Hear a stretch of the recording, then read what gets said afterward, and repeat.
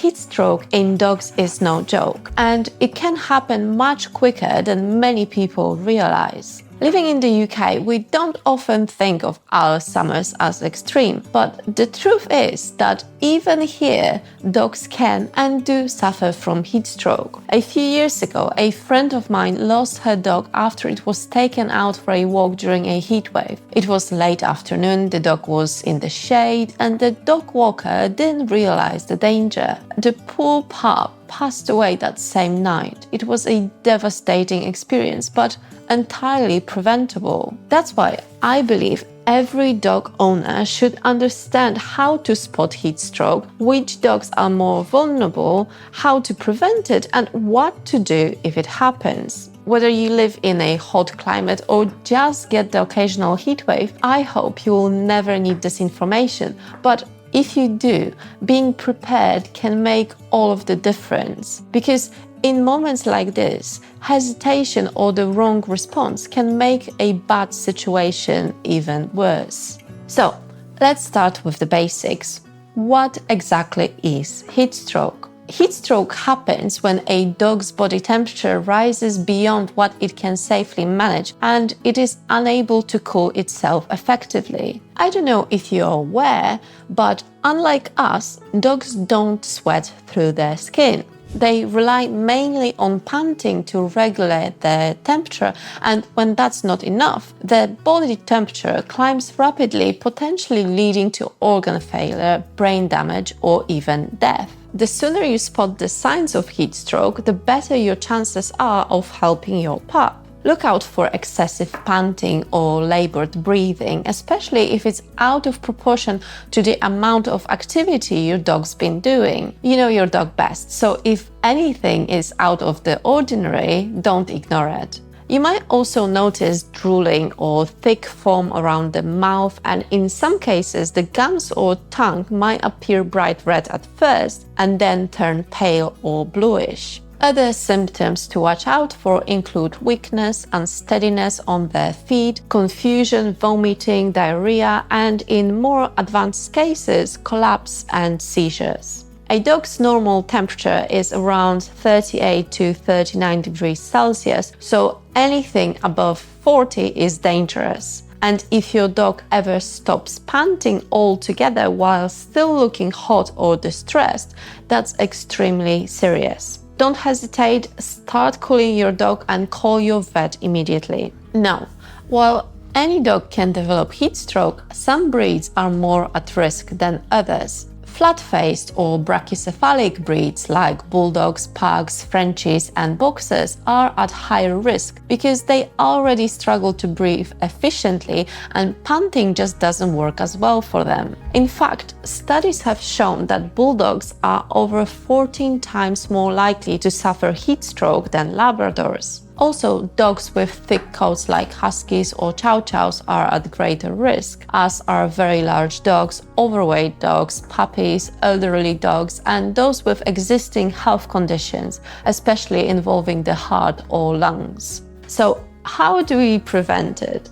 First, and probably the most common sense advice, avoid walking your dog during the hottest part of the day. Early morning or late evening walks are much safer. In warmer weather, it's better to skip long walks altogether unless you have constant access to shade and water and your dog doesn't suffer from any health conditions or is a high-risk breed. For example, if it's not too hot, so less than 23 degrees Celsius, I'm okay with driving to our local forest with a stream that runs throughout and letting Benji off the lead. He dictates the pace, I have water with me, and we stay in the shade, with him spending most of the time in the stream. He's not walking in the open sun or on a hot pavement, and we drive back home, again in an air-conditioned car. For me, this is acceptable, but I wouldn't do that with a young, energetic Frenchie who doesn't like getting in the water and doesn't know know when to stop playing. So basically, think and plan accordingly. No dog died from skipping a walk, and it's better to be safe than sorry. Saying that,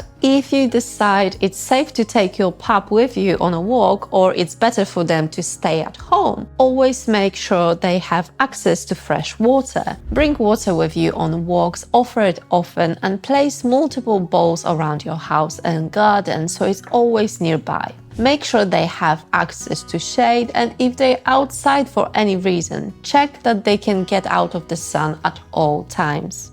I wish I didn't have to say this, but as it still happens every now and then, I say that again. Never leave your dog in a parked car, even for a few minutes. The temperature inside can become deadly in a matter of minutes, even if it's only 20 degrees outside. The same goes for conservatories, tents, and other enclosed spaces. And don't forget the ground. Asphalt and sand can get incredibly hot and burn your dog's paws. You can do a simple test to see if your dog can walk safely. Touch the ground with the back of your hand and leave it there for at least 7 seconds. If it's too hot for you, it's too hot for them. Other things you can try would be investing in a cooling mat, misting your pup with water, letting them paddle in a shallow water either in the kiddie pool or in a stream, or even using a fan to create a breeze at home. But remember, excited play around water can still lead to overheating if your dog doesn't know when to stop, so supervise and offer breaks. Grooming can also play a part, as brushing out excess undercoat or getting a summer clip for long-haired breeds can help them stay cooler. But never shave a double-coated breed. I explain why in my other video, so watch that if you're interested. And of course, keeping your dog at a healthy weight makes a big difference too. Don't forget about that. Despite our best efforts, heatstroke can still happen, so pay attention. If your dog shows any of the signs I mentioned earlier, you need to act immediately. Move them to a cooler spot, preferably indoors, and begin cooling them down. Use cool but not ice-cold water, because extreme cold can constrict blood vessels and actually slow down cooling, which is the opposite of what you want. Wet them down using a hose, shower, or by pouring water over their body, focusing on the neck, belly, inner thighs, and paws. You can also place them on a wet towel or use a fan to increase evaporation, but avoid draping wet towels over them, as that can trap heat rather than release it.